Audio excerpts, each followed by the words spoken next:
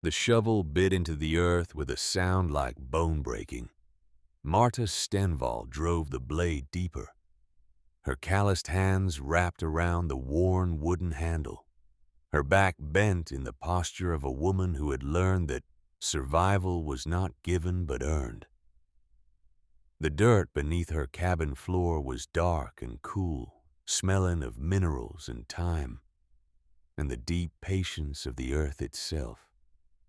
She was digging a grave for potatoes. Above her, through the open trapdoor, September sunlight streamed into the cabin she had built with her husband 2 years ago. The light caught the dust motes floating in the air, turning them to gold. And for a moment, the scene might have been peaceful. A woman working. A cabin in the Montana wilderness.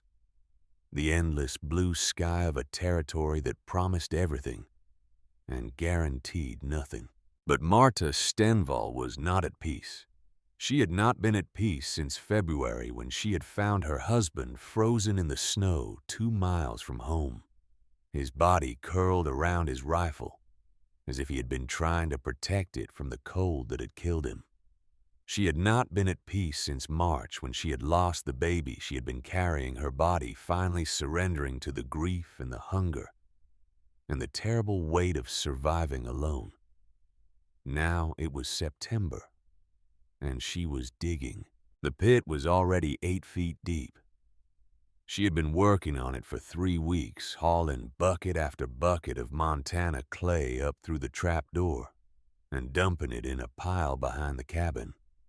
Her neighbors thought she had lost her mind. The shopkeeper in town had started giving her looks of pity when she came in to buy more potatoes, more turnips, more of anything that could be stored and preserved and buried against the winter that was coming. Let them look. Let them whisper. Let them think the Swedish widow had gone mad with grief. Marta knew something they did not know. She knew what it felt like to watch the last of the flour run out while the snow piled higher against the door.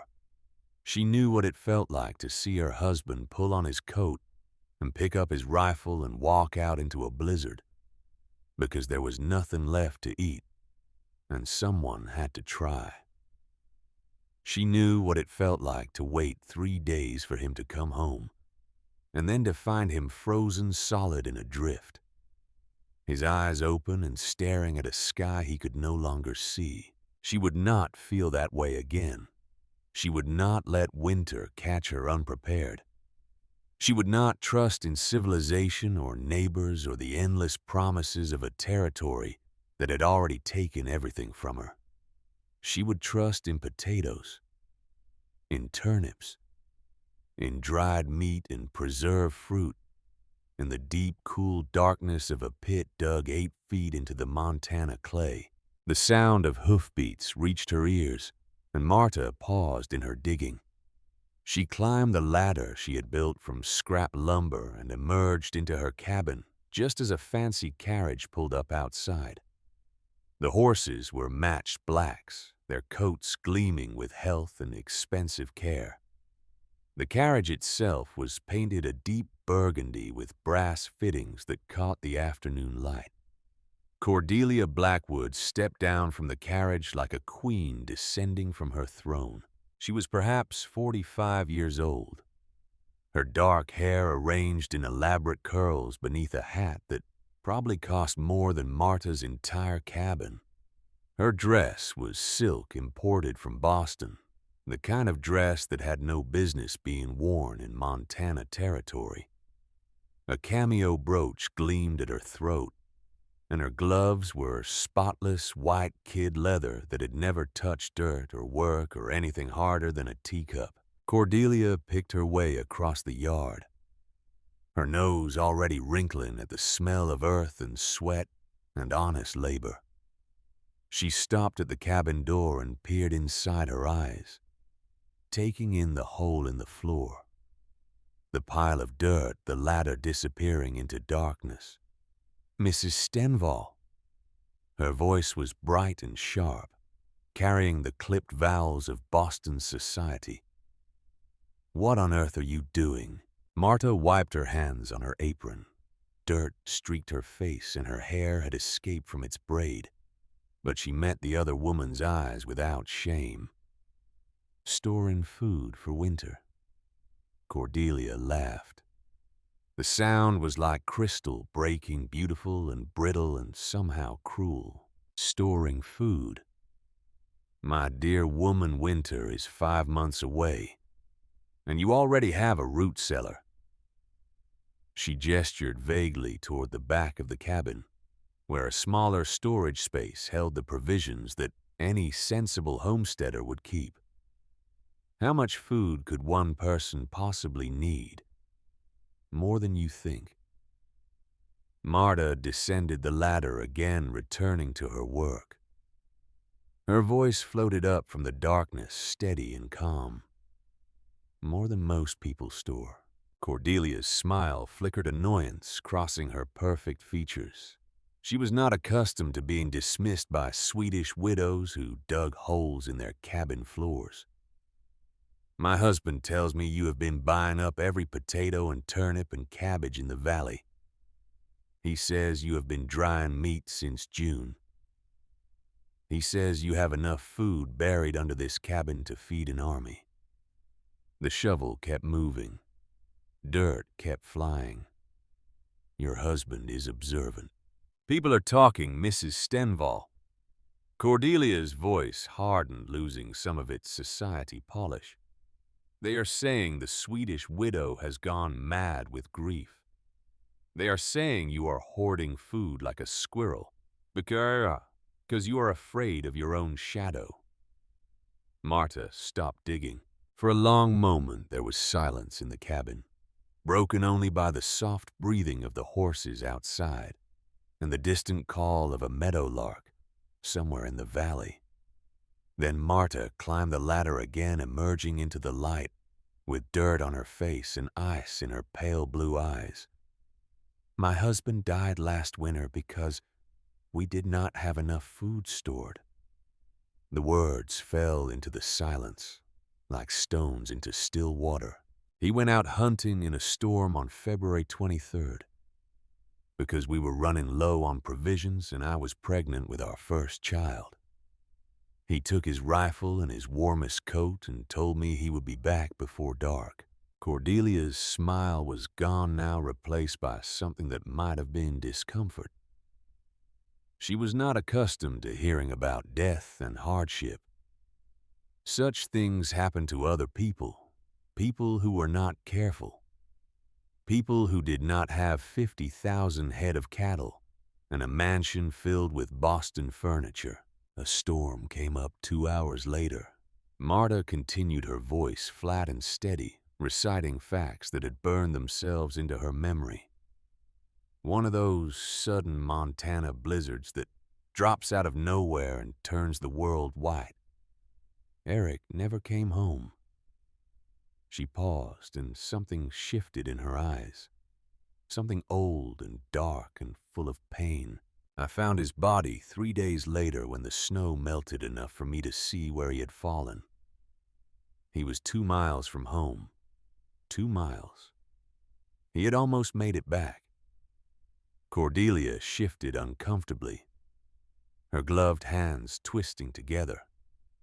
That is terrible, of course. But surely the answer is not to become a hermit surrounded by vegetables. The answer is to be part of a community, to rely on your neighbors, to trust that civilization will provide. Marta looked at her for a long moment. When she spoke again, her voice was quiet, but carried an edge that cut deeper than any shovel.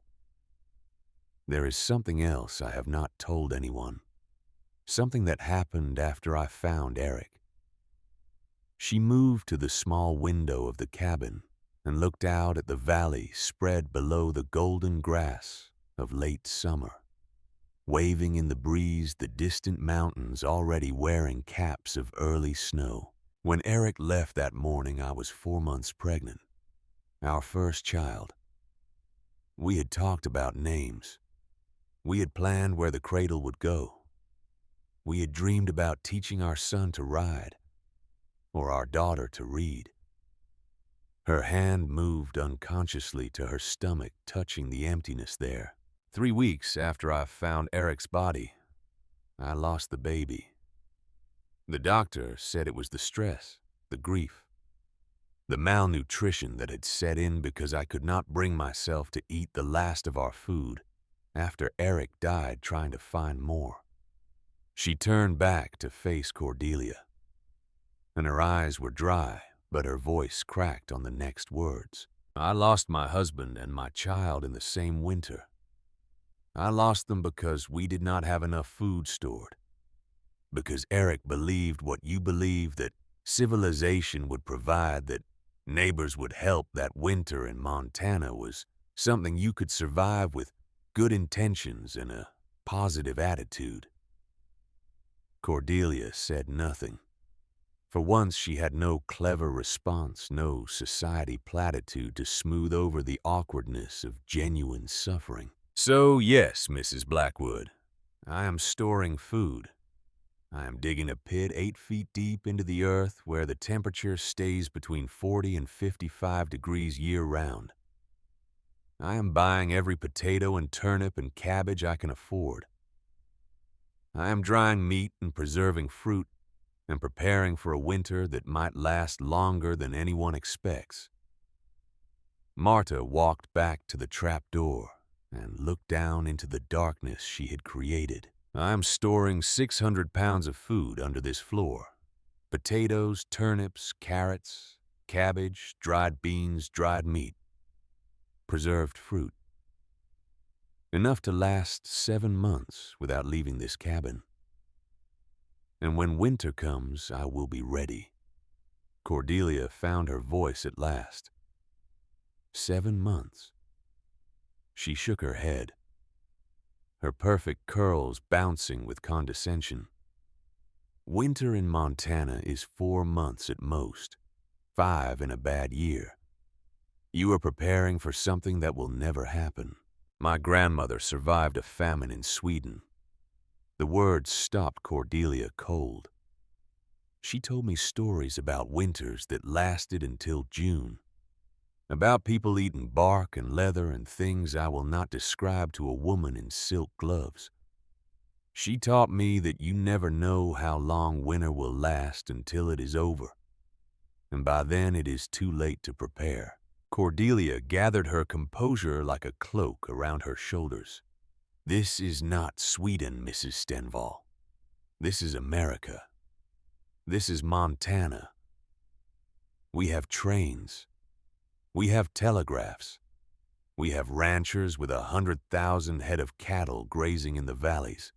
She moved toward the door, eager now to escape the cabin, and its smell of earth, and its atmosphere of grief, and its Swedish widow who spoke of death and babies lost, and winters that lasted 7 months. When spring comes and you are sitting on a mountain of rotting vegetables, I hope you will remember this conversation. I hope you will realize how foolish you have been. She climbed into her carriage without looking back, and the driver snapped the reins and the matched black horses carried her away in a cloud of dust and superiority. Marta watched her go. Then she descended the ladder and returned to her digging, and the sound of the shovel biting into earth was the only answer she gave to a world that thought she had gone mad. The summer of 1886 had been the hardest work of Marta Stenval's life. She had started in April as soon as the ground thawed enough to turn with a plow. Her husband's plow, the one he had bought on credit the year they arrived in Montana.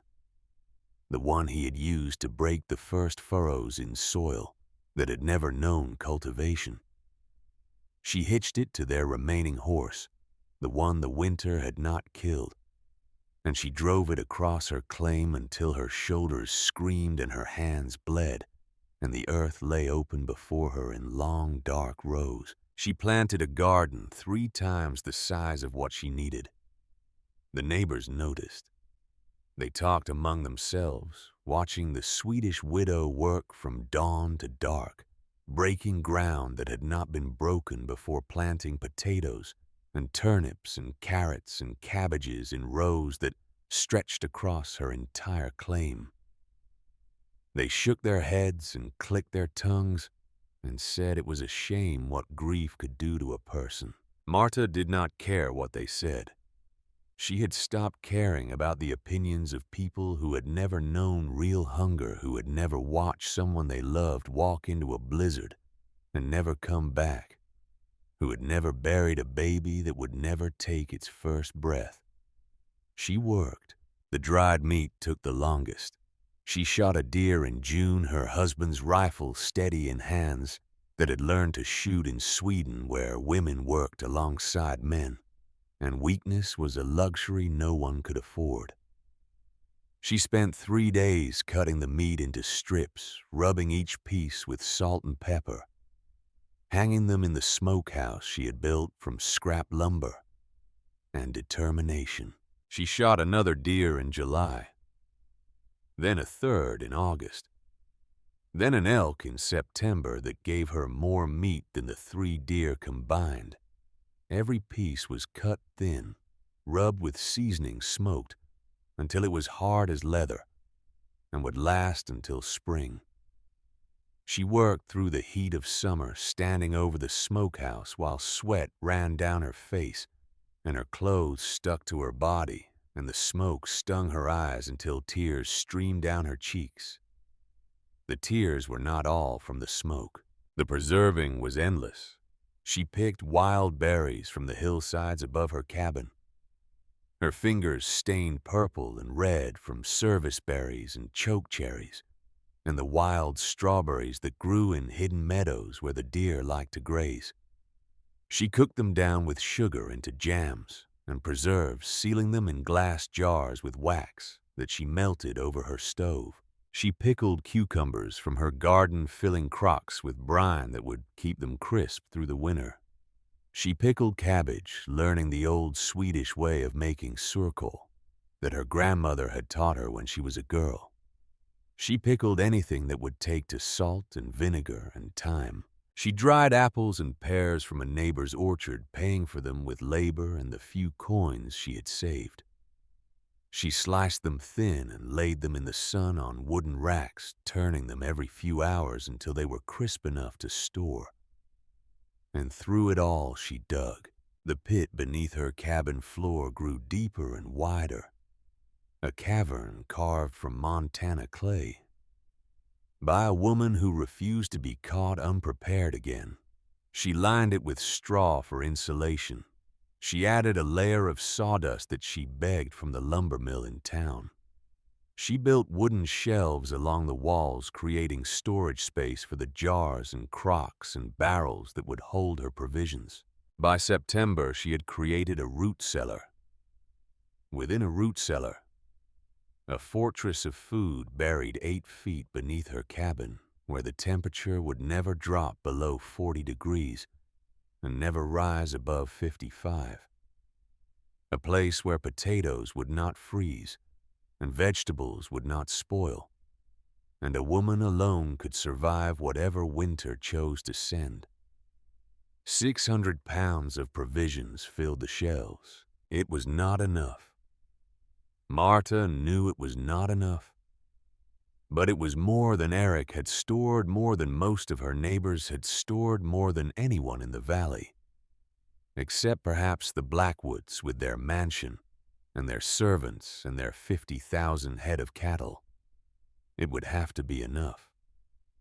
The visitor arrived in the 3rd week of September, when the aspen trees on the mountainsides had begun to turn gold, and the first frost had silvered the grass outside Marta's cabin. She heard the wagon before she saw it, the creak of wheels and the slow clop of horses making their way up the rough track that led to her homestead.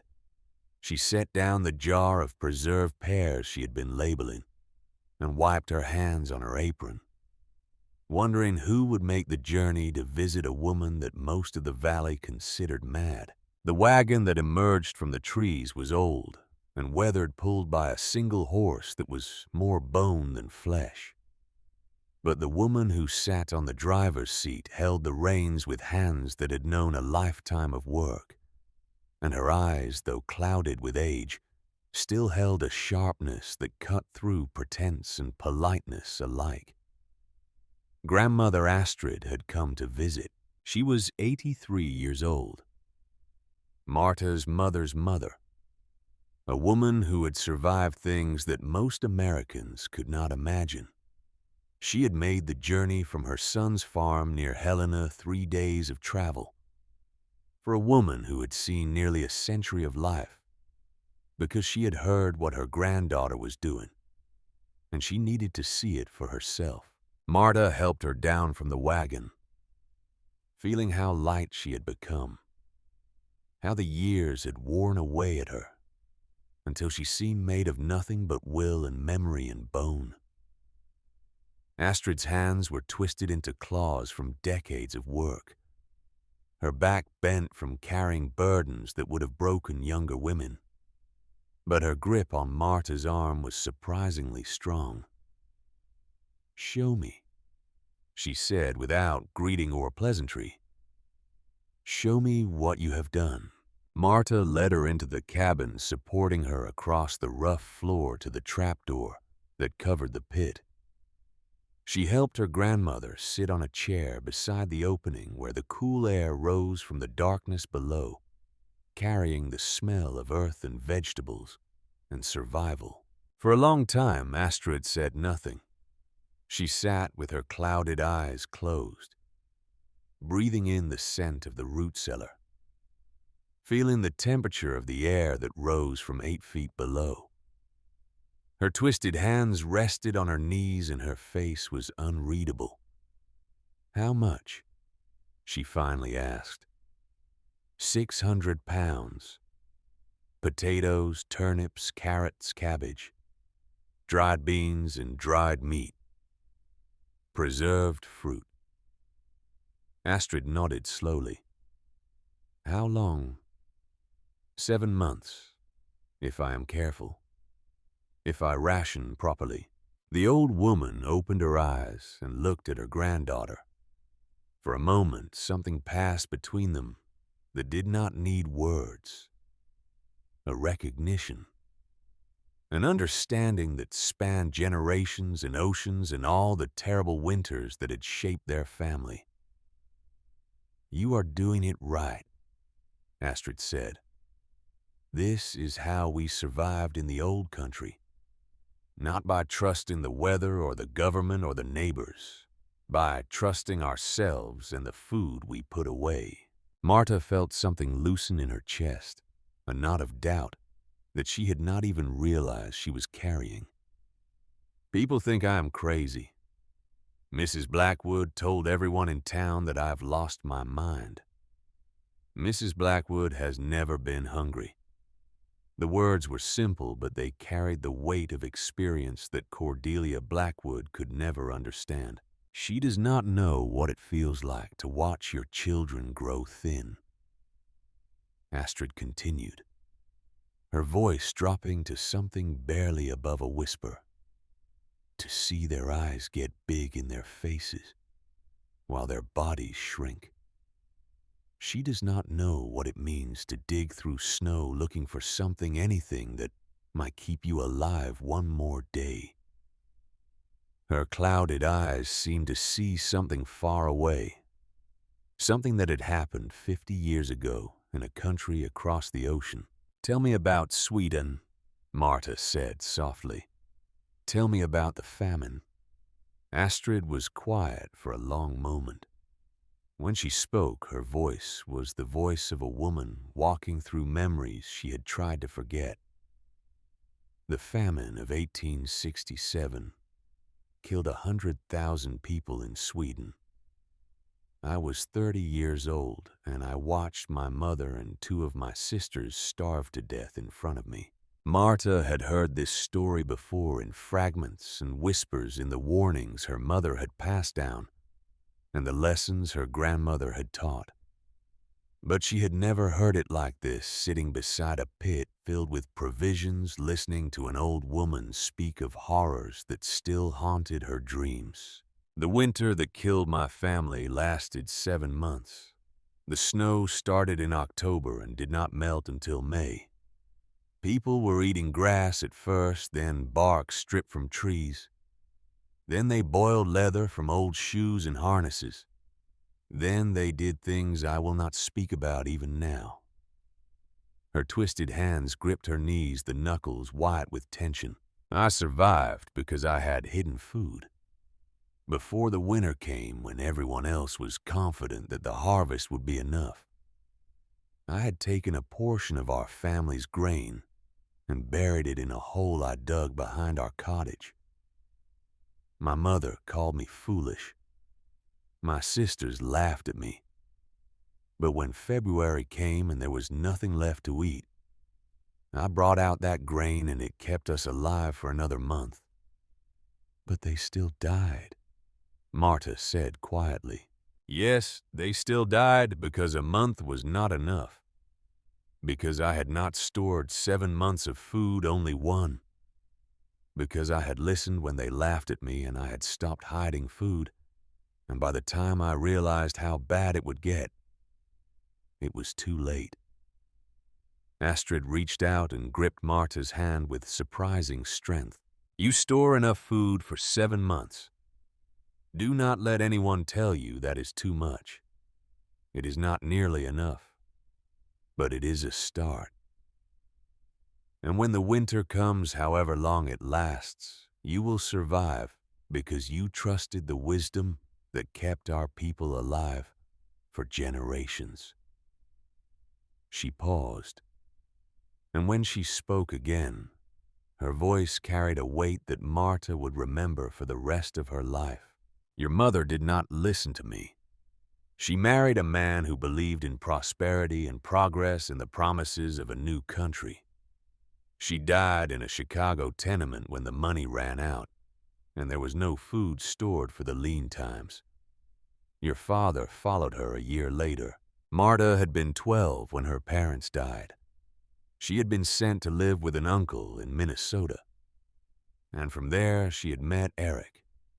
And from there, she had come to Montana chasing the same dream of prosperity that had killed her parents and her grandmother's family before them. I will not make their mistake, she said. No. Astrid's clouded eyes found her granddaughter's face with an accuracy that should have been impossible. You will not, because you carry the memory in your blood, because you have already lost a husband to a winter you were not prepared for, because you know what I know, what my mother knew, what generations of Swedish women have known since the first snow fell on our ancestors. She released Marta's hand and settled back in her chair, suddenly looking every one of her 83 years. Winter does not care about trains or telegraphs or 100,000 cattle. Winter does not care about civilization or progress or the confidence of wealthy women in silk dresses. Winter only cares about one thing. What? Whether you have enough food to outlast it. Astrid stayed for 3 days. She slept in Marta's bed while Marta made a pallet on the floor. And in the mornings they worked together on the final preparations for winter. Astrid's hands were too twisted to do much physical labor, but her eyes, despite their clouds, could still spot a jar that had not been sealed properly, or a potato that showed signs of rot. She taught Marta things that had not been passed down through the generations, knowledge that had been lost when Marta's mother chose prosperity over preparation, how to tell when meat was dried enough to store safely, how to arrange vegetables in a root cellar so that the ones most likely to spoil were used first, how to ration food so that 600 pounds could stretch to 7 months or even 8. You will be hungry, Astrid warned. Even with all this food, there will be days when your stomach cramps and your head aches and you think about eating more than your ration. Do not. The hunger of February is nothing compared to the hunger of April, and the hunger of April is nothing compared to the hunger of May. Save every bite for the months when winter refuses to end. On the third day, Astrid announced that she was leaving. Her son would be worried, and the journey back to Helena would only get harder as the weather turned. Marta helped her into the wagon, tucking blankets around her thin frame, pressing a jar of preserved pears into her twisted hands as a gift for the journey. "Will I see you again?" she asked, knowing the answer, but needing to ask anyway. Astrid looked at her granddaughter with eyes that had seen too much death to fear it. "Perhaps, perhaps not. I am 83 years old, and every winter might be my last. But I have seen what you have built here. I have seen the pit beneath your floor and the food on your shelves and the determination in your eyes. I can die knowing that the knowledge I carry will not die with me." She gathered the reins in her twisted hands. 7 months, she said. "Remember, however long winter lasts, you must be ready for 7 months." Marta watched the wagon until it disappeared into the trees, carrying her grandmother back toward Helena and whatever time she had left. Then she returned to her cabin, descended the ladder into the darkness of her root cellar, and began counting her provisions for the 100th time. 600 pounds. 7 months of survival measured in potatoes and turnips and dried meat, and the hard-won wisdom of generations who had learned that winter was not something to be taken lightly. Outside, the September wind was turning cold, carrying the first hint of the season that was coming. The aspen trees were gold against the mountainsides, and the sky was the deep blue of autumn that would soon turn gray with snow. Marta Stenval climbed out of her root cellar and closed the trapdoor behind her. She was ready. Winter could come whenever it wanted. She would be waiting. The last days of October passed in a blur of final preparations. Marta split wood until her shoulders ached, and her hands blistered, and the pile beside her cabin grew higher than her head. She checked the chinking between the logs of her walls, filling any gaps with mud and straw and moss that would keep the cold from creeping through. She oiled her husband's rifle and counted her ammunition, and hung the weapon above her fireplace where it would be ready if she needed it. She did not expect to need it. She did not expect to leave her cabin at all. Once winter set in, not until the snow melted and the world turned green again.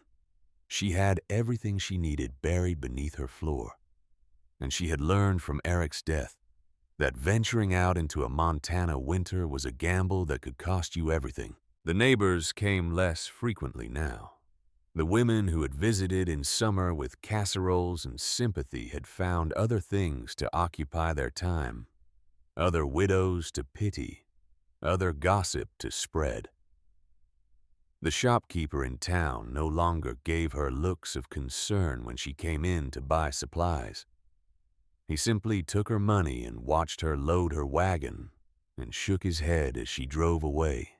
Only the Blackwoods seemed determined to remind her of her folly. Cordelia came by twice more in October each time, with a new piece of advice or a new warning about the dangers of isolation. She spoke of parties at the Blackwood mansion that Marta would be welcome to attend. She spoke of church socials where Marta might meet a new husband, a man who could take care of her so she would not have to dig holes in her floor like a common animal. Marta listened politely and said nothing and returned to her work as soon as Cordelia's carriage disappeared down the track. On the last day of October, a rider came up the mountain. Not Cordelia this time, but a man Marta had seen only from a distance.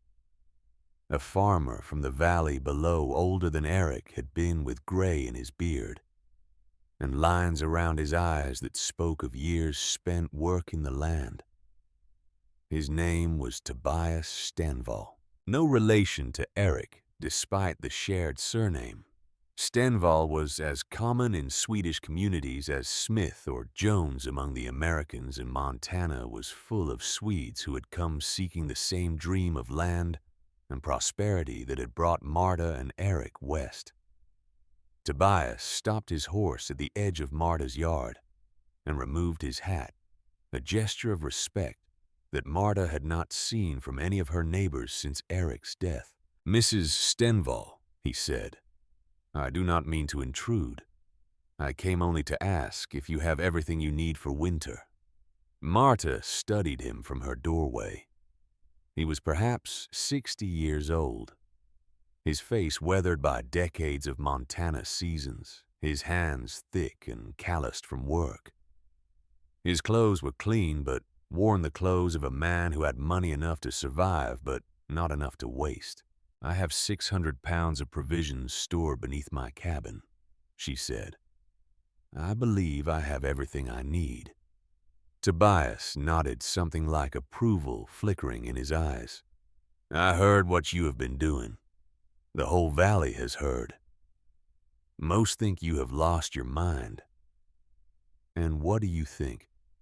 He was quiet for a moment, looking past her at the cabin, with its pile of firewood and its shuttered windows and its trap door leading down to the darkness where her provisions waited. "I think you are the only person in this valley who remembers what winter can do. I think you are the only one who has prepared for what might be coming. What might be coming." Tobias looked up at the sky, where clouds were beginning to gather over the mountains to the north. "The animals are acting strangely. The elk have already moved to lower ground.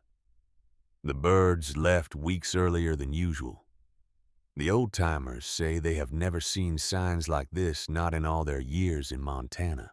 He returned his attention to Marta, and his eyes were serious. "I think this winter is going to be bad. I do not know how bad, but I have stored 800 pounds of provisions in my own root cellar, and I am still worried it might not be enough." Marta felt something shift in her chest. For months she had been alone in her preparations, mocked by neighbors, dismissed by the wealthy, treated as if her grief had driven her mad.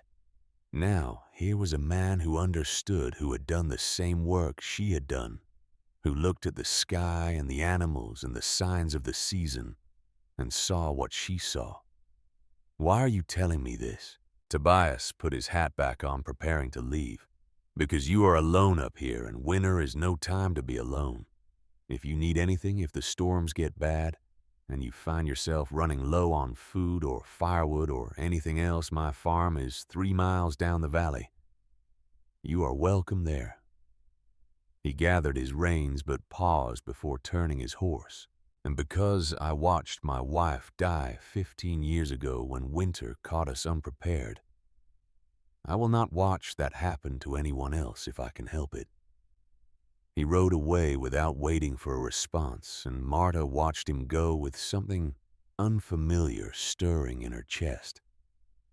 Not hope exactly, not comfort, but something that felt almost like recognition. She was not the only one who remembered. She was not the only one who was afraid. November came in gray and cold, and on the 9th day the snow began to fall. Marta stood at her window and watched the first flakes drift down from a sky the color of lead. They were small at first, almost delicate, dancing on the wind, like the ashes of something burned far away. But by midday they had grown thick and heavy, and by evening a foot of white covered the valley and showed no signs of stopping. She checked her provisions one last time. 600 pounds arranged on shelves in the darkness beneath her floor. Potatoes in barrels, turnips in crates, carrots buried in sand, cabbage wrapped in straw, dried beans in cloth sacks, dried meat hanging from hooks, preserved fruit in glass jars sealed with wax. 7 months of survival. Grandmother Astrid's voice echoed in her memory. 7 months. However long winter lasts, you must be ready for 7 months. Marta closed the trap door and built up her fire and sat down in the chair that had been her husband's, looking out the window at the snow that was already beginning to reshape the world.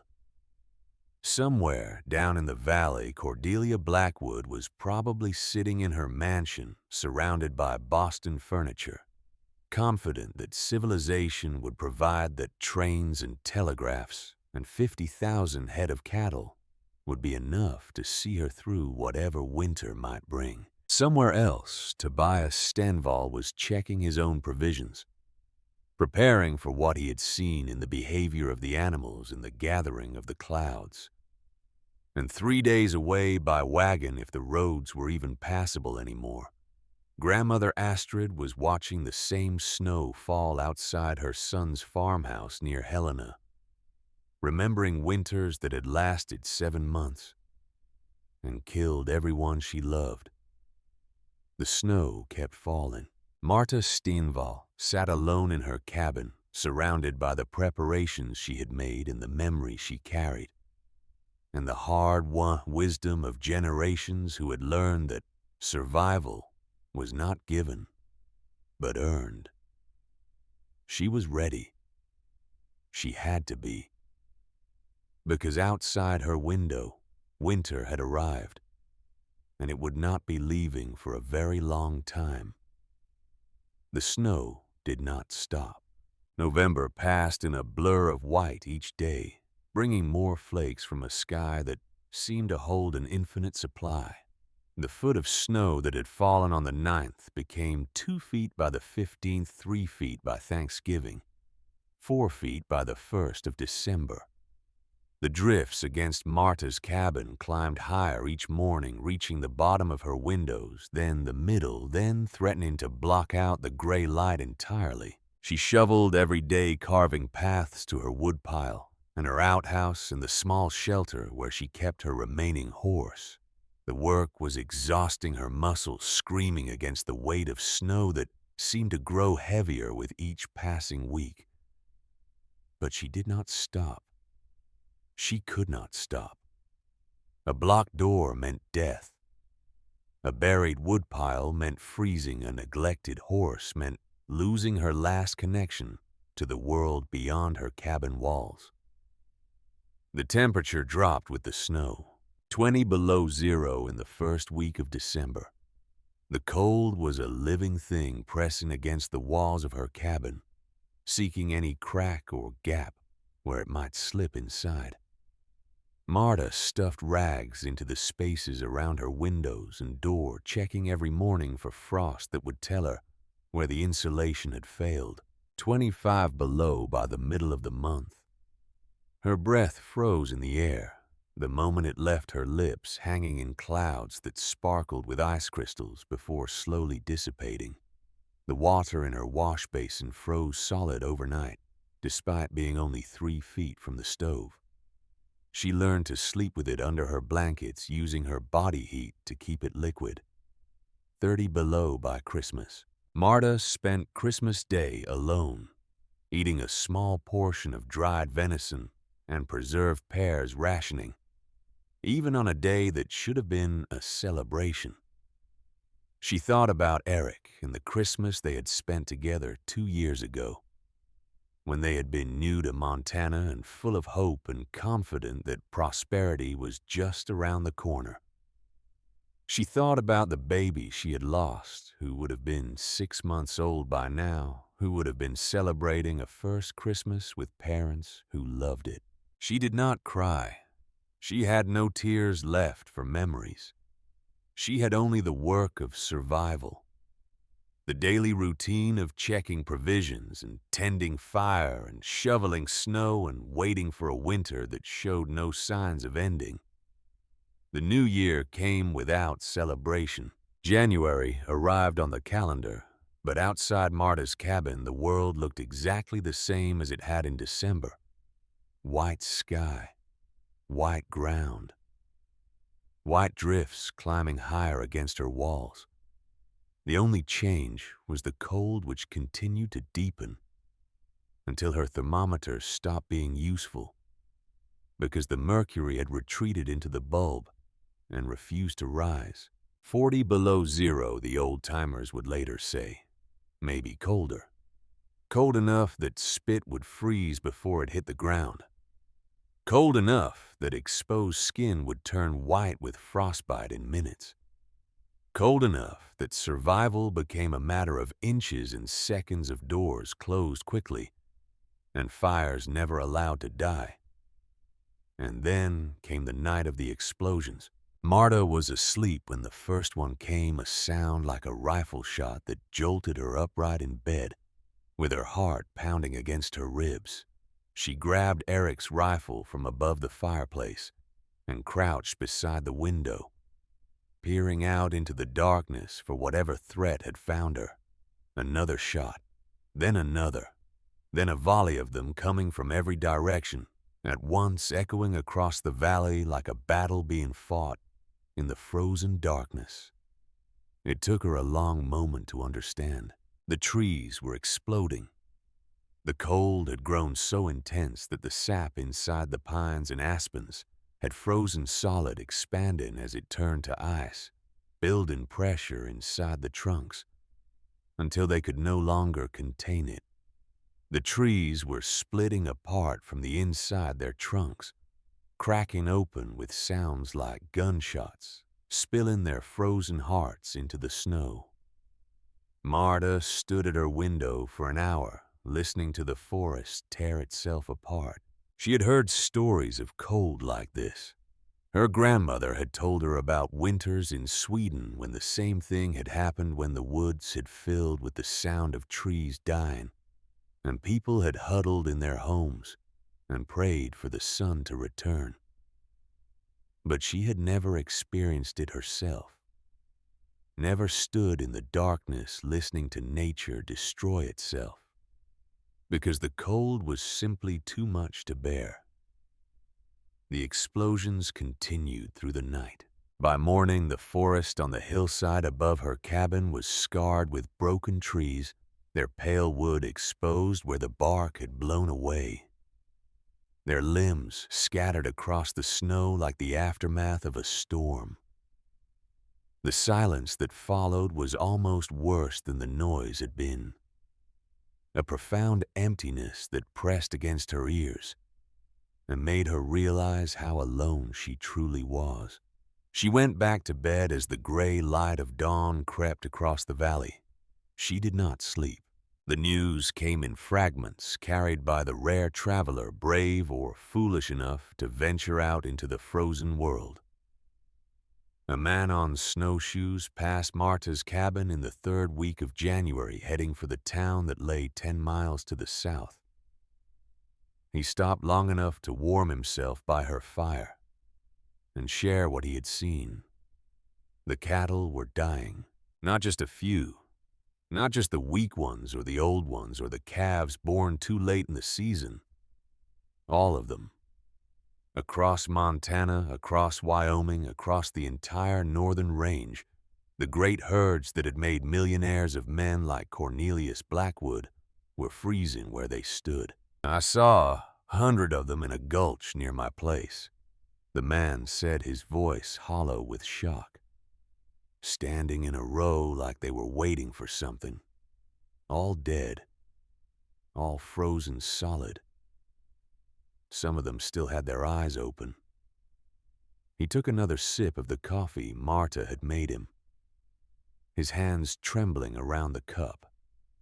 The ranchers are calling it the Great Die-Up. They say some parts of the territory have lost 90% of their herds. 90%. Do you understand what that means? Marta understood. It meant that the wealth of Montana was dying in the snow. It meant that the men who had boasted about their 100,000 head of cattle were watching their fortunes disappear into drifts that reached the rooflines of their barns. It meant that the civilization Cordelia Blackwood had placed so much faith in was proving itself powerless against a winter that simply refused to end. "What about the Blackwood Ranch?" she asked. The man shook his head. 50,000 head in October, they say. Maybe 5,000 left now, and those are dying every day. Cornelius Blackwood has been riding out every morning to count the bodies and coming back looking like a ghost. He finished his coffee and stood pulling his coat tighter around his shoulders. "I have to keep moving. My wife is in town with her sister, and I need to know she is safe." Marta let him go, watching from her window as he strapped on his snowshoes and disappeared into the white landscape. She wondered if she would ever see him again. She wondered if anyone would see anyone again once this winter finally finished what it had started. February came and the snow kept falling. Marta had stopped counting the depth. It no longer mattered whether there were 6 feet or 7 feet or 8 feet of snow on the ground. What mattered was that her provisions were holding, that her fire was burning, that she woke each morning still alive and still warm and still able to face another day of waiting. She had established a routine that kept her sane. Wake before dawn, build up the fire, eat a small breakfast of dried meat and preserved vegetables, never more than she had calculated for her daily ration. Check the cabin for any new gaps where cold might be seeping in. Shovel the paths that kept her connected to wood and water, and the horse that was somehow still alive in its small shelter. Afternoon was for mending and maintenance. She repaired her clothes, patching holes and reinforcing seams that the constant cold was wearing thin. She oiled her husband's rifle, keeping it clean and ready, even though she had no intention of using it. She read the small Bible that had belonged to Eric's mother, not because she found comfort in the words, but because the act of reading kept her mind from dwelling on the silence. Evening was the hardest. The darkness came early in February, the sun dropping behind the mountains by 4 in the afternoon and not returning until 8 the next morning. 16 hours of night. 16 hours of darkness pressing against her windows. 16 hours of solitude that stretched and lengthened until she sometimes forgot what other human voices sounded like. She talked to herself to fill the silence. She talked to Eric, telling him about the provisions she had stored and the wood she had stacked, and the ways she was surviving the winter that had killed him. She talked to the baby she had lost, describing the snow that fell and the trees that exploded, and the strange beauty of a world turned entirely white. She talked to her grandmother, asking questions that Astrid could not answer, wondering if the old woman was still alive in Helena or if this winter had finally claimed her too. The talking helped. The silence was harder. On the 19th of February, Marta heard something that made her heart stop. Hoofbeats. Not the slow plod of a working horse, but the desperate gallop of an animal being pushed beyond its limits. She went to her window and peered through the frost that had gathered on the glass, trying to see through the gray light of late afternoon. A figure emerged from the trees. Not a carriage this time. Not a fancy wagon with matched black horses and brass fittings that caught the light. Just a single rider on a single horse, both of them struggling through snow that reached the animal's chest. Both of them looking like they had traveled a very long way through a very cold hell. The rider reached Marta's cabin and half fell from the saddle landing in snow that swallowed her to the waist. She struggled toward the door, her movements clumsy and desperate, her breath coming in gasps that clouded the frozen air. Marta opened the door. Cordelia Blackwood stood on her threshold. She was barely recognizable. The elaborate curls were gone, replaced by hair that hung in lank strands beneath a wool scarf. The silk dresses were gone, replaced by layers of practical wool that were still inadequate for a Montana winter. The cameo brooch was nowhere to be seen, and her gloves were not spotless white kid leather, but rough wool mittens that had holes in several fingers. But it was her face that shocked Marta most. The flesh had begun to retreat from Cordelia's bones, pulling tight across her cheekbones, sinking into hollows around her eyes. It was a face Marta had seen before in the mirror, 3 weeks after Eric died, in the faces of people her grandmother had described from the famine in Sweden. It was the face of hunger beginning its slow work of consumption. Mrs. Stenval, Cordelia's voice was hoarse, stripped of its Boston brightness, carrying none of the condescension that had marked their previous conversations. "I have come to ask for your help." The warmth of the cabin hit Cordelia like a physical blow. She swayed in the doorway, her eyes taking in the fire, burning cheerfully in the hearth. The dried meat hanging from the rafters, the jars of preserved fruit lined up on shelves. The evidence everywhere of preparation she had once called foolish and peasant-like. Marta stepped back to let her enter. Cordelia moved like a woman in a dream, her frozen limbs carrying her toward the fire, with a desperation that had no room for pride or pretense. She stood before the flames, her hands extended toward the heat, her body shaking with cold that had penetrated deeper than her clothes could reach. For a long moment, neither woman spoke. The fire crackled. The wind howled outside. The horse Cordelia had ridden stood in the yard, too exhausted to seek shelter, steam rising from its heaving flanks. "We are running out of food." Cordelia's voice was barely a whisper. "The supply wagons cannot get through. The hunting parties cannot find anything. The deer are dead. The elk have moved to lower ground. Everything that could be eaten has already been eaten." She turned from the fire to face Marta, and her eyes held something that had not been there before. Not pride, not condescension, not the certainty of a woman who believed that civilization would always provide. Fear. "I know I said things. I know I laughed at you. I know I told everyone in the valley that you had lost your mind." Her voice cracked and she paused to gather herself. "But my children are hungry, Mrs. Stenval. They are starting to get that look in their eyes, that hollow look, the look that says they are beginning to forget what it feels like to have a full stomach."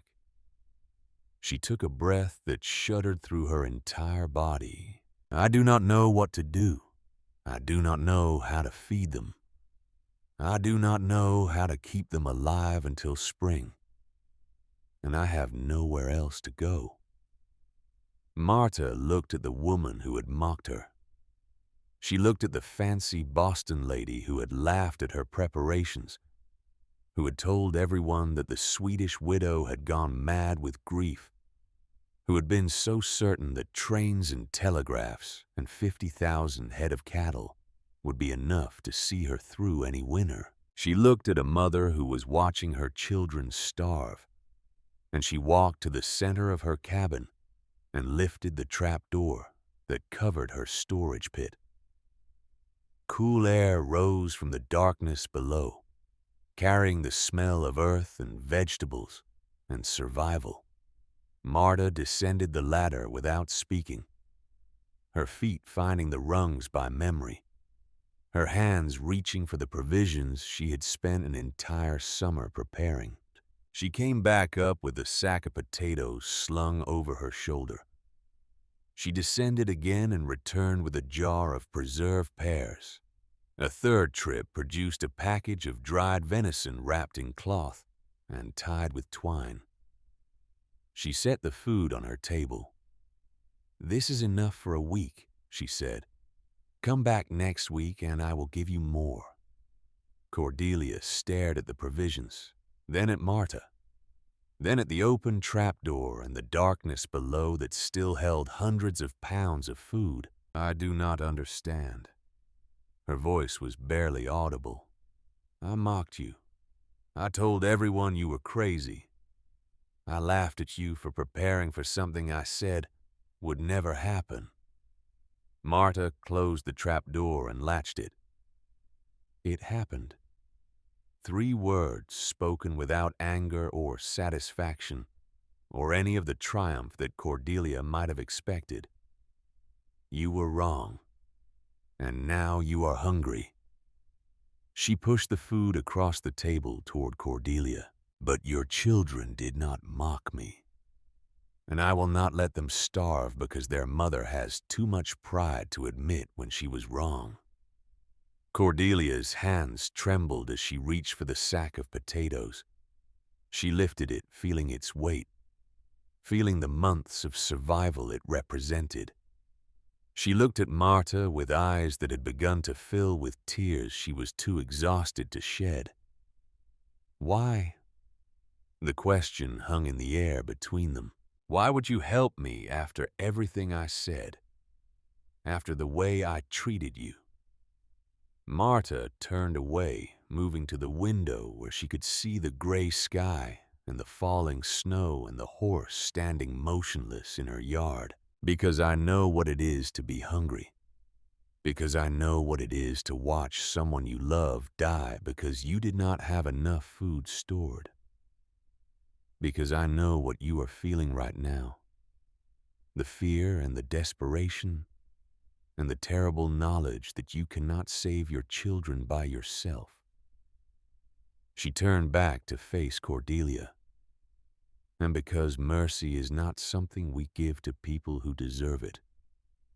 If it were, it would not be mercy."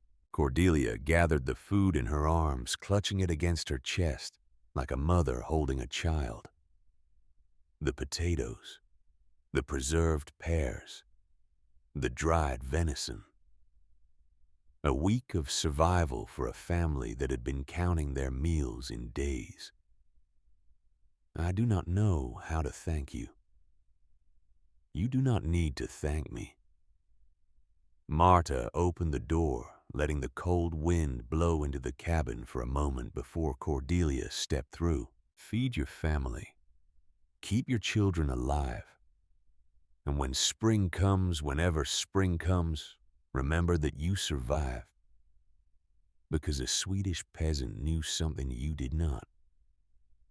Cordelia walked out into the snow. She did not look back as she mounted her exhausted horse. She did not wave or speak or offer any further words of gratitude. She simply gathered the reins in her frozen hands and turned the animal toward home, toward the mansion that was running out of food, toward children who were learning what hunger felt like. Marta watched her disappear into the gray. Then she closed the door and returned to her fire and sat in her husband's chair and thought about what she had just done. She had given away food she might need. She had shared provisions that could mean the difference between survival and death. She had helped a woman who had treated her with nothing but contempt. And she had done it without hesitation, without resentment, without any of the satisfaction that revenge might have provided. She did not know if it was wisdom or foolishness. She only knew it was right. The Hendersons came 3 days later. There were 8 of them. Father and mother and 6 children ranging from 14 years old to barely 3.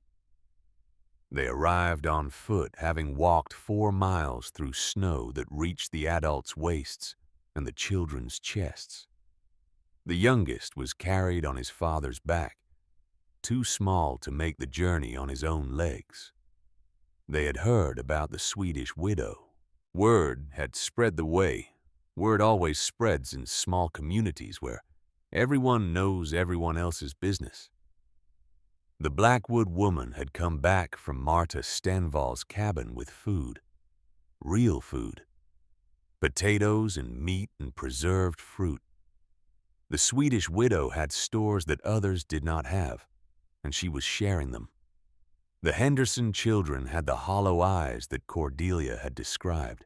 They stood in Marta's cabin silent in the way that only hungry children can be silent, watching her with an intensity that had nothing to do with curiosity and everything to do with the food they could smell, but did not dare ask for. Marta gave them what she could spare: a sack of turnips, a jar of pickled cabbage, a portion of dried beans that would make soup for a week if they were careful. She explained how to ration it, how to stretch each meal as far as it would go, how to make the hunger bearable, even when there was not enough to make it disappear. The mother wept.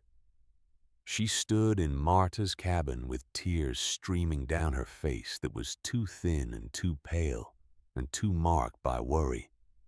And she wept without sound, because she did not have the energy for sound. "God bless you," she whispered. "God bless you for what you are doing." Marta did not feel blessed. She felt the weight of responsibility settling on her shoulders, a weight she had not asked for and did not want, but could not refuse.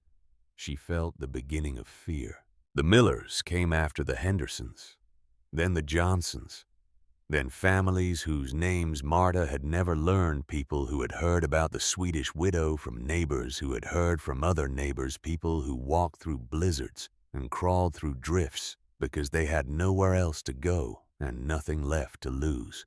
Marta counted her provisions every night. 600 pounds had become 500 pounds. 500 had become 400. The shelves that had been full in November were showing gaps by late February, empty spaces where sacks of potatoes and jars of preserved fruit had once stood.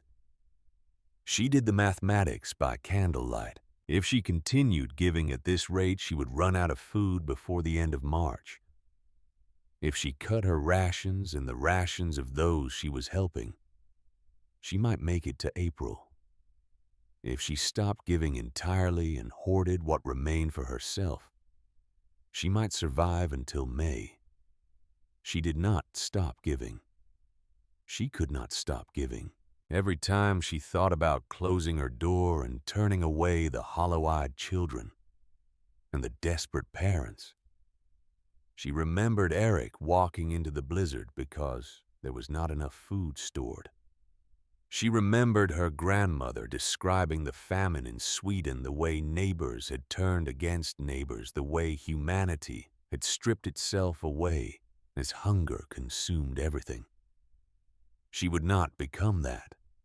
She would not survive by letting others die. She would share what she had until there was nothing left to share. And then she would face whatever came next with the knowledge that she had done everything she could. March came, and the winter showed no signs of ending. The snow had stopped falling with the same relentless intensity, but it had not melted. The cold had moderated from 40 below to 20 below, but 20 below was still cold enough to kill. The days were growing longer, but the world remained white and frozen, and utterly indifferent to the calendar that said spring should be approaching. Marta's provisions continued to dwindle. She had stopped counting pounds and started counting meals. 14 families were depending on her now. 14 groups of parents and children who came every week to receive their ration of potatoes and turnips and dried meat, who carried her food back to their cabins and farms and hovels, who ate it in silence and prayed for the snow to melt. Cordelia Blackwood was among them. She came every week without fail, riding through whatever weather the sky threw at her, arriving at Marta's door with the same expression of desperate gratitude that she had worn on that first visit in February. She no longer tried to explain or apologize or offer justifications for the way she had treated Marta before the winter. She simply took the food and said thank you and rode away. The mansion on the Blackwood Ranch was cold now. The servants had left. The firewood was running low. The Boston furniture sat in rooms that no one heated because there was not enough fuel to heat them all. But the children were alive. That was all that mattered. On the 15th of March, a different kind of sound reached Marta's cabin. A gunshot. Not the crack of a tree exploding in the cold. Not the distant pop of someone hunting for game that no longer existed. A single shot, sharp and final, coming from the direction of the Blackwood Ranch. Marta knew what it meant before she heard the news. Cornelius Blackwood had looked at the ruins of his fortune and decided he could not face what came next. 50,000 head of cattle reduced to a few hundred starving animals. 100,000 acres of rangeland buried under snow that would not melt.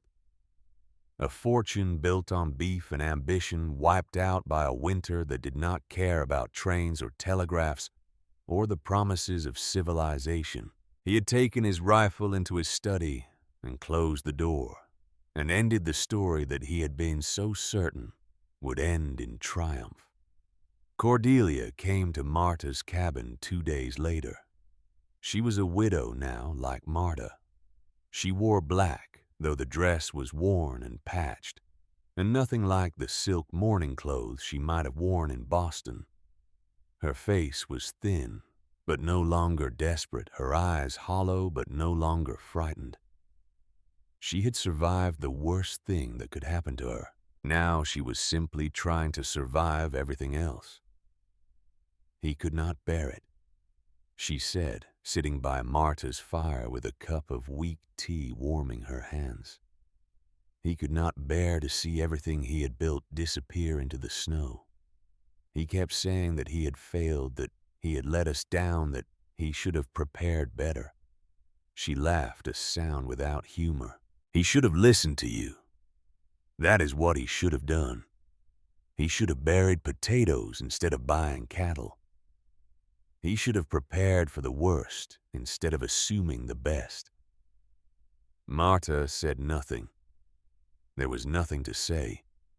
She simply sat with Cordelia in the silence of her cabin. Two widows brought together by a winter that had taken everything from both of them, sharing warmth and tea and the strange comfort of understanding. April arrived and the snow finally began to melt. It happened slowly at first, almost imperceptibly. A few inches of depth disappearing overnight. A few patches of bare ground appearing on south-facing slopes. The sound of water dripping from the eaves of Marta's cabin. A sound she had not heard in 5 months. The world was beginning to wake up. But the winter was not finished yet. A blizzard struck on the 3rd of April, dumping 2 more feet of snow on a territory that had already received more than anyone could remember. The temperature dropped back to 20 below, then 30 below, then something close to the killing cold of January. The spring that had seemed so close retreated back into impossibility. Marta's provisions were nearly gone. She had given everything she could give. The shelves in her root cellar were bare, except for a few pounds of potatoes that had begun to sprout, a handful of dried beans at the bottom of a sack, a single jar of preserved pears that she had been saving for the moment when everything else was gone. She was hungry. For the first time since the winter began, she was truly hungry. Not the mild discomfort of reduced rations. Not the manageable ache of eating less than she wanted. Real hunger, the kind that gnawed at her stomach and clouded her thoughts, and made it difficult to concentrate on anything except food. She thought about eating the last of her provisions. She thought about closing her door and telling the next family that came that she had nothing left to give, that she had done everything she could, that now it was time to save herself. She thought about survival. And then she heard the knock at her door. Lily Henderson stood on her threshold. She was 8 years old, the oldest daughter of the Henderson family that had been among the first to come to Marta for help. She had walked 2 miles through the April blizzard alone, her small body wrapped in every piece of clothing her family owned. Her eyes were enormous in her thin face. "Mama sent me," she said. "She said to tell you that we have nothing left. She said to tell you that the little ones have stopped crying because they do not have the strength to cry anymore." Marta looked at the child standing in the snow. She looked at the single jar of preserved pears on her shelf. She looked at her own hunger, her own survival, her own desperate need to live through whatever came next. And she made her choice. She gave Lily the pears. She gave her the last of the potatoes and the final handful of dried beans. She gave her everything that remained in her root cellar, everything she had been saving for herself, everything that stood between Marta Stenval and starvation. "Tell your mother this is the last I have," she said. "Tell her I am sorry I cannot give more." Lily looked at the food in her arms, then at Marta, then at the empty cabin behind her. "What will you eat?" Marta smiled, though the expression felt strange on her face. "I will manage. I always manage." She watched Lily disappear into the blizzard, carrying food that might keep the Henderson children alive for another week. Then she closed her door and sat down in her husband's chair and looked at the empty shelves where 600 pounds of provisions had once stood. She had given everything. She had nothing left, and the winter was still not over. The hunger came for Marta like an old friend she had hoped never to see again. It started in her stomach, a hollow ache that no amount of water or weak tea could fill. Then it spread to her limbs, a weakness that made the simple act of adding wood to the fire feel like climbing a mountain. Then it reached her mind, a fog that settled over her thoughts and made it difficult to remember why she had given everything away. She had 3 days of nothing, 3 days of lying in her husband's chair, conserving energy she no longer had, watching the fire burn lower because she lacked the strength to feed it properly. 3 days of listening to the April blizzard howl outside her windows, wondering if this was how it would end. Not with the dramatic death that Eric had suffered walking into a storm to find food for his family, but with a quiet fading, a slow surrender. A woman who had saved everyone except herself. On the morning of the 4th day, she heard hoofbeats. She did not have the energy to rise from her chair. She simply sat and listened as the horse approached, as the rider dismounted, as footsteps crunched through the snow toward her door. The knock came. She did not answer. The door opened anyway. Tobias Steenval stood in her doorway, snow dusting his shoulders, his weathered face creased with concern. He took in the scene with a single glance: the dying fire, the empty shelves, the woman slumped in her chair, too weak to greet him, too proud to call for help. He did not ask permission. He simply crossed the cabin in 3 long strides, knelt beside the fireplace, and began building up the flames with wood he had brought from his own supply. Once the fire was burning properly, he went back outside and returned with a saddlebag that he set on Marta's table. "I heard what you did," he said, his voice gruff with emotion. He was trying to hide. "I heard you gave everything away. I heard you fed 11 families while you starved yourself." He opened the saddlebag and began removing its contents. A loaf of bread, dense and dark and smelling of life. A jar of preserved meat. A small sack of dried apples. A portion of cheese wrapped in cloth. "I came to return the favor." Marta tried to speak, but her voice would not cooperate. She had not spoken aloud in 3 days, and her throat had forgotten how to form words. Tobias poured water from his canteen and brought it to her, holding the cup to her lips like she was a child. She drank, feeling the liquid spread through her body, feeling something that might have been hope beginning to kindle in her chest. "Eat slowly," he said, breaking off a small piece of bread and pressing it into her hand. "Your stomach will not handle much at first. Small bites, frequent meals. That is how you come back from the edge." Marta ate. The bread tasted like salvation. Tobias stayed. He did not ask permission for that either. He simply made himself useful, tending the fire and melting snow for water, and preparing small meals that he fed to Marta every few hours. He slept on the floor beside the hearth, wrapped in a blanket he had brought from his own cabin, waking several times during the night to check on the woman he had come to save. On the second day, Marta was strong enough to sit up properly. On the third day, she could walk to the window and look out at a world that was finally truly beginning to thaw. The April blizzard had been winter's last desperate assault. Now the snow was melting in earnest rivers of water running down the hillsides.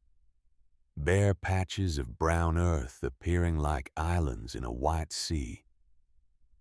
The temperature had risen above freezing for the first time in 5 months, and the air smelled of mud and moisture and the promise of spring. "Why did you come?"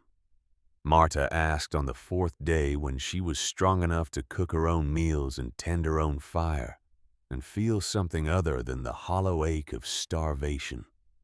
Tobias was sitting at her table mending a harness that had broken during his ride through the blizzard. His hands moved with the easy competence of a man who had spent his life working with leather and rope and all the practical necessities of frontier life. "I told you in October. I watched my wife die 15 years ago because winter caught us unprepared. I swore I would not let that happen to anyone else, if I could help it." He set down the harness and looked at her with eyes that held decades of loss and loneliness and quiet determination. "And because I watched you through my window during the worst of the winter, I saw the families coming to your door. I saw you giving away food that you needed for yourself. I saw you choosing mercy over survival." He paused, and something shifted in his weathered face. "I have never seen anything braver in my life." Marta did not know what to say. She had not felt brave. She had felt desperate and frightened and uncertain whether she was doing the right thing.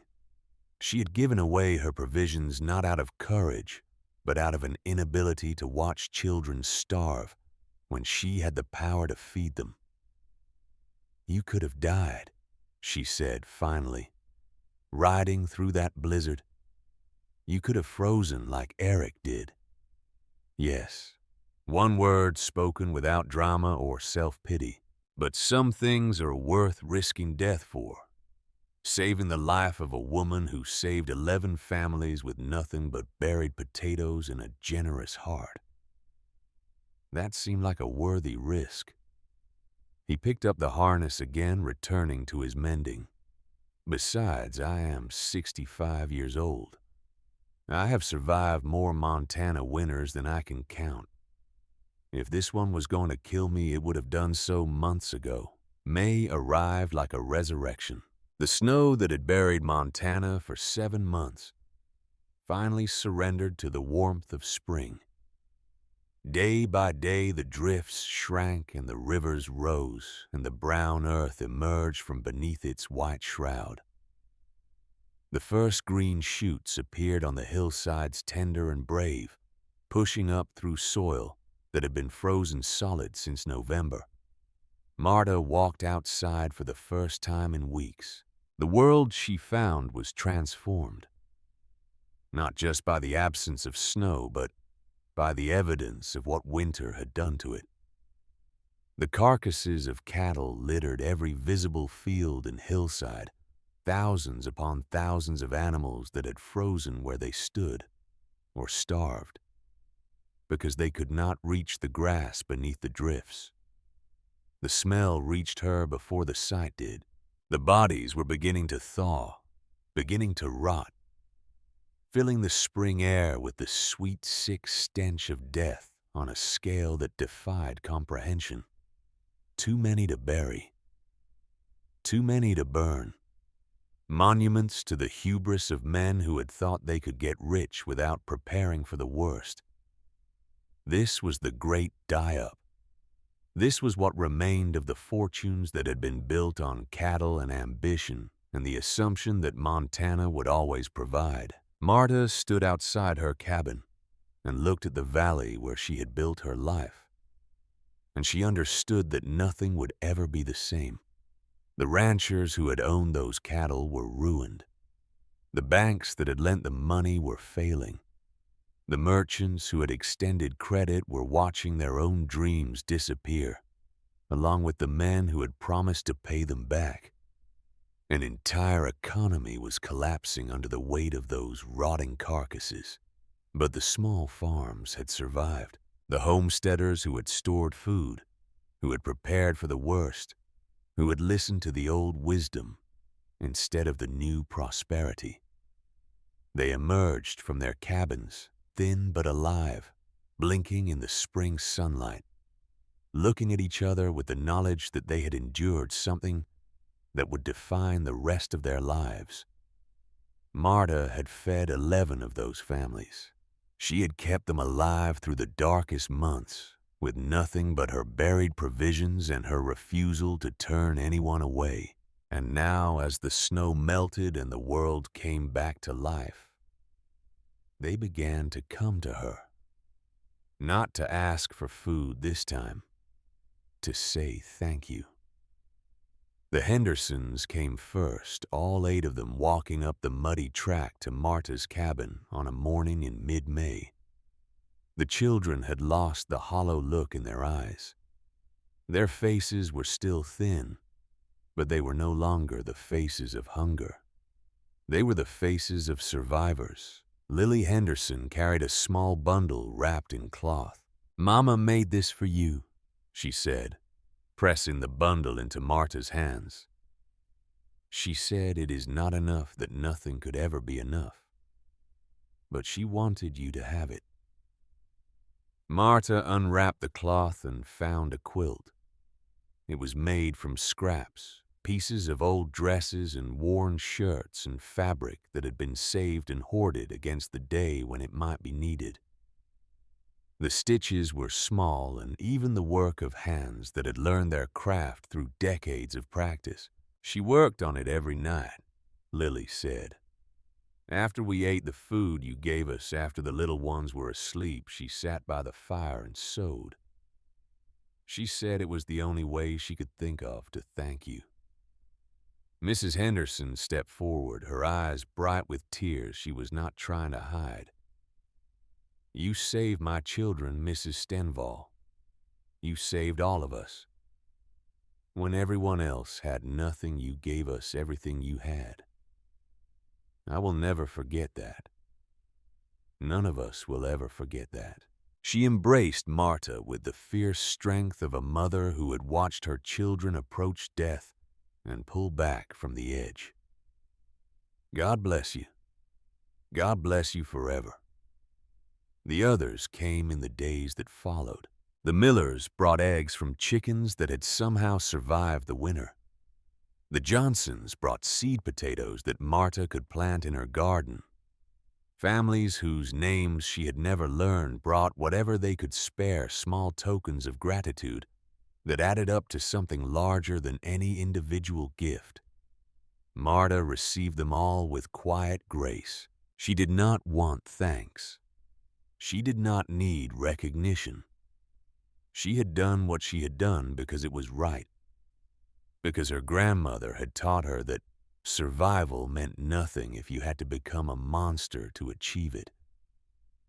But she accepted the gifts because she understood that the givers needed to give them. They needed to feel that they had repaid some portion of the debt they owed. They needed to believe that generosity could flow in both directions. Cordelia Blackwood came in late May. She arrived on foot, walking the 2 miles from what remained of the Blackwood Ranch because the horses had all been sold to pay debts that could never truly be repaid. She wore a simple wool dress, the kind of dress that working women wore, the kind of dress she would have scorned a year ago. She found Marta in her garden planting the seed potatoes the Johnsons had brought, preparing for another cycle of growth and harvest, and the winter that would eventually return. "I am leaving," Cordelia said without preamble. "I am taking my children back to Boston. I cannot face another winter in Montana. I do not have the strength." Marta straightened from her work, wiping dirt from her hands on her apron. "I understand." "Do you?" Cordelia's voice cracked. "Do you understand what it feels like to lose everything? To watch your husband destroy himself because he could not bear the failure? To know that your children almost died because you were too proud to prepare?" Marta met her eyes. "Yes, I understand. I lost my husband and my child to a winter I was not prepared for. I understand exactly what you are feeling." Cordelia's face crumpled. "Then how can you stand it? How can you stay here in this place that took everything from you? How can you plant another garden and prepare for another winter and live as if any of it matters?" Marta was quiet for a long moment. She looked at the garden she was planting, the rich brown soil that would yield potatoes and turnips and carrots come fall. She looked at the cabin she had built with Eric, the home that held so many memories of the man she had loved and lost. She looked at the mountains rising in the distance, still wearing caps of snow that would not melt until summer. "Because this is where I belong," she said finally. "Because Montana took everything from me, but it also gave me everything I have. My husband is buried here. My baby is buried here. My heart is buried here." She turned back to face Cordelia. "And because running away does not change what happened. Wherever you go, Boston or anywhere else, you will still be a woman who lost her husband to a winter she was not prepared for. The only difference is that here, you have the chance to learn from that winter, to prepare better, to survive what comes next." Cordelia shook her head. "I cannot. I am not strong enough. I am not brave enough. I am not whatever it is that you are that lets you face this land and its winters without flinching." "I flinch," Marta said quietly. "Every day. Every time the wind blows cold or the sky turns gray. I flinch and I remember and I am afraid." She reached out and took Cordelia's hands in her own. "But I do not let the fear stop me. That is the only difference between us. Not strength, not courage, just the refusal to let fear make my choices for me. Cordelia looked at their joined hands, the calloused fingers of a woman who worked the land clasped with the softer fingers of a woman who had always been protected from such work. I came to say goodbye, and to thank you, and to apologize for everything I said before the winter came. You do not need to apologize. Yes, I do. Cordelia's voice was firm now, carrying some of the steel that had once made her a formidable society matron. I was cruel and I was wrong and I was everything my mother taught me not to be. I mocked you for preparing. I laughed at your potatoes and your root cellar and your Swedish peasant wisdom. And then I came crawling to your door begging for the food I had ridiculed. She took a shaky breath. You had every right to turn me away. You had every right to let my children go hungry while you reminded me of every terrible thing I had said. But you did not. You gave me food, and you asked for nothing in return. And you treated me with more grace than I have ever deserved. Tears were streaming down her face now, cutting tracks through the dust that the walk had deposited on her cheeks. I will never forget that.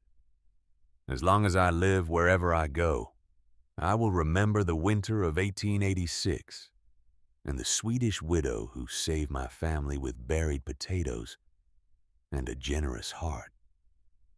She released Marta's hands and stepped back. I thought civilization had come to Montana. I thought trains and telegraphs meant we did not have to be afraid anymore. I thought progress had conquered nature and made the old wisdom obsolete.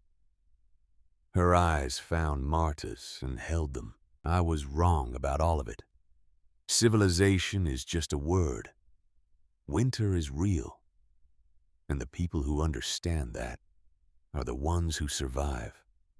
She turned and began walking back toward the road that would take her to town, to the train that would carry her east, to the Boston she had left years ago, as a young bride full of dreams about the West. Marta watched her go. Mrs. Blackwood. Cordelia stopped but did not turn around. Next year, wherever you are, store food. Prepare for the worst. Teach your children what you learned this winter. Now Cordelia turned and something like a smile crossed her face. I will. I promise I will. She walked away into the spring morning and Marta never saw her again. Summer came to Montana like an apology. The grass grew thick and green in the meadows, covering the evidence of the cattle that had died there. The rivers ran full and clear, fed by the melting snow that had buried the territory for 7 months. The air was warm and sweet, carrying the scent of wildflowers and pine, and the rich earth that had finally thawed after its long frozen sleep. Marta worked her garden. She planted twice as many potatoes as she had the year before. She dug a second pit beneath her cabin floor, expanding her storage capacity until she could hold 1,000 pounds of provisions.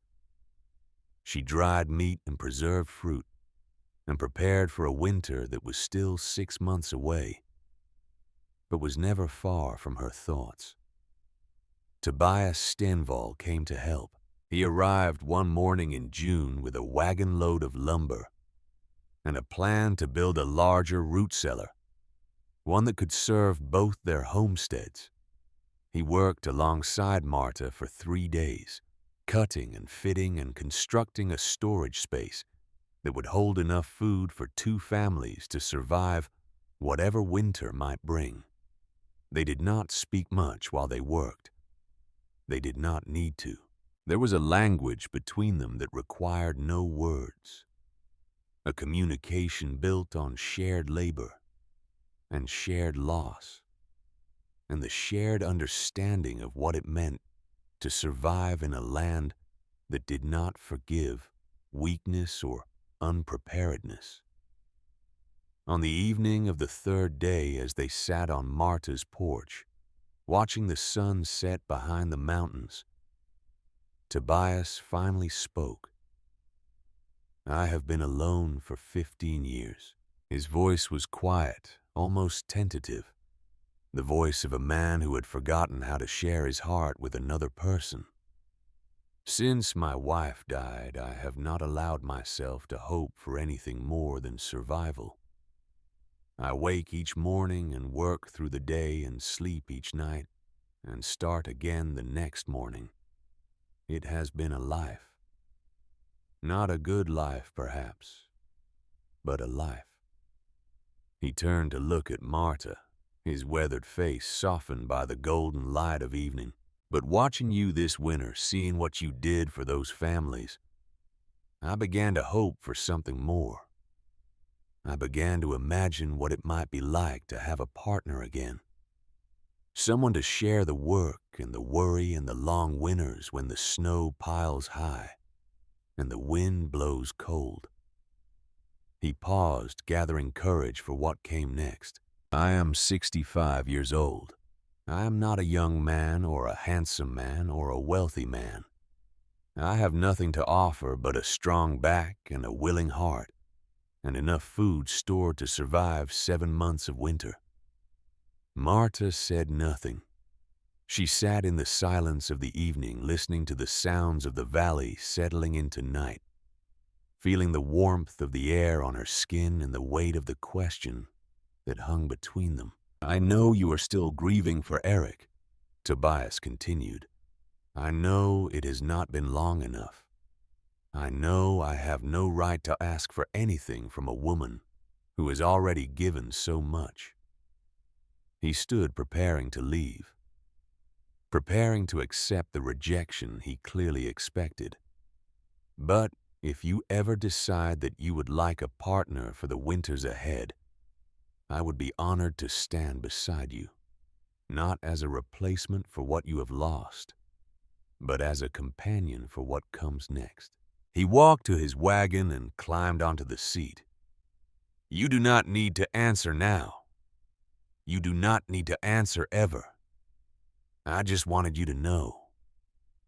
He gathered the reins and drove away, leaving Marta alone on her porch with the sunset and the silence and the unexpected flutter of something that might have been hope.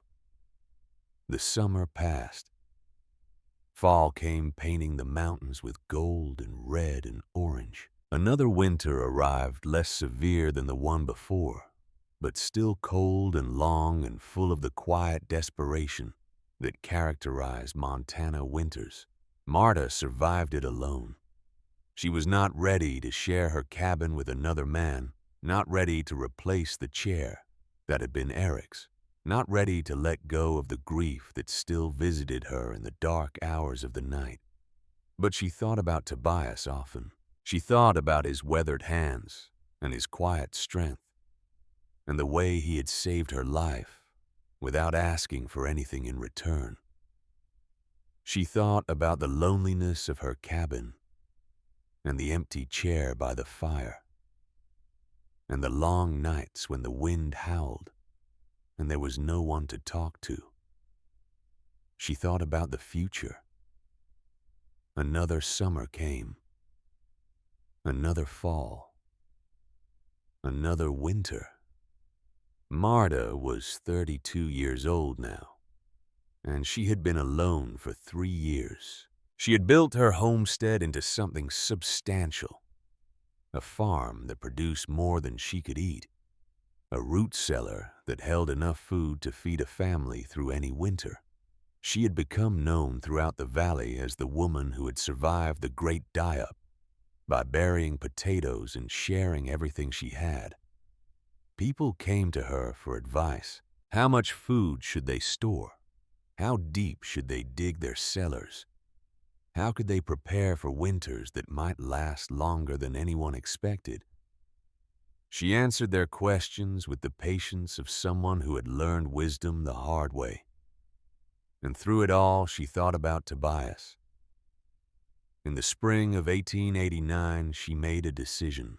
She walked the 3 miles to his farm on a morning in April, when the snow had melted and the roads were passable, and the world was coming back to life after another long winter. She found him in his barn tending to a horse that had grown old in his service.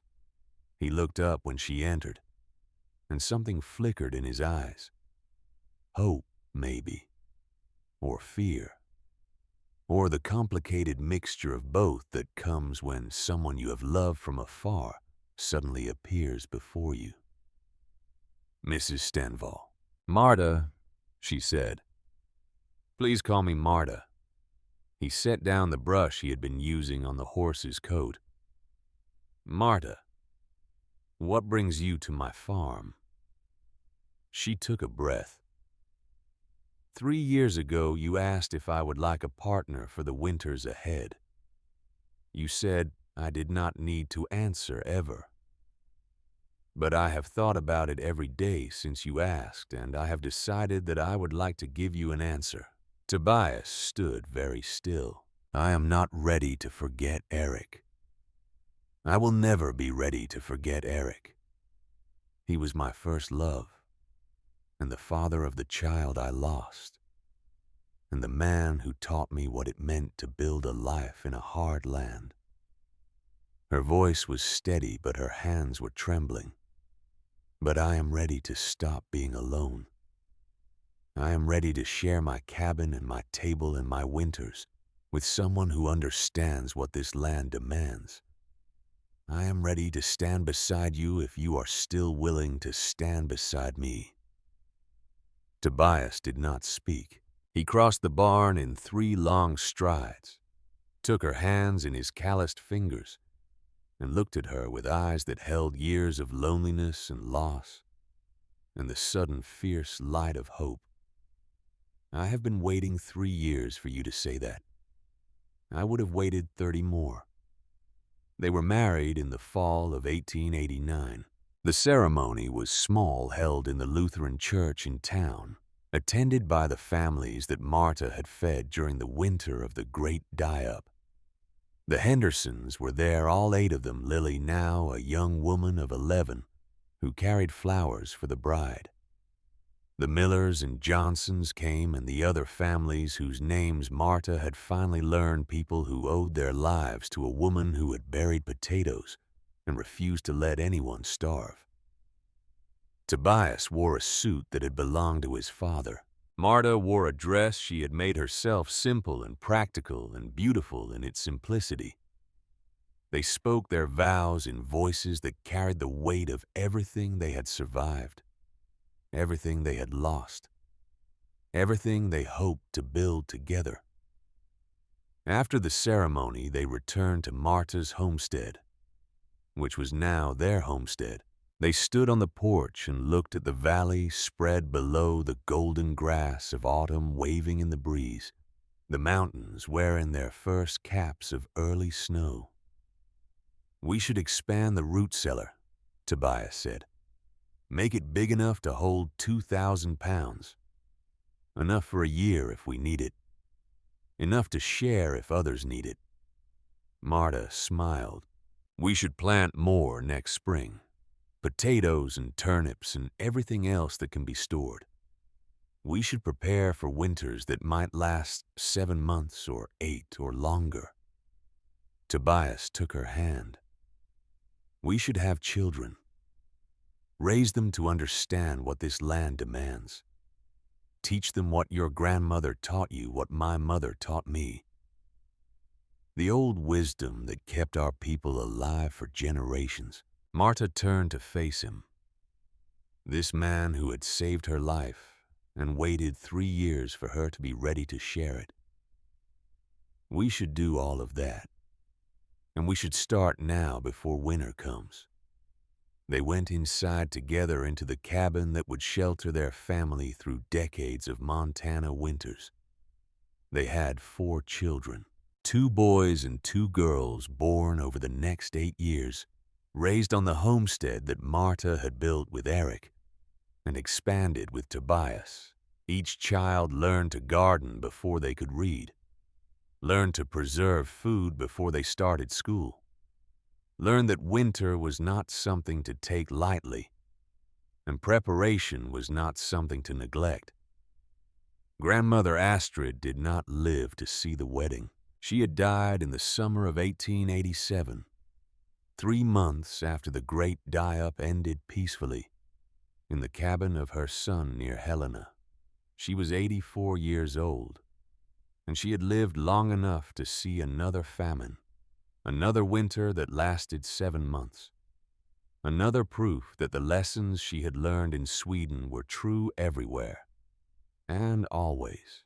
Marta traveled to Helena for the funeral. She stood beside the grave of the woman who had taught her that food was survival and preparation was everything.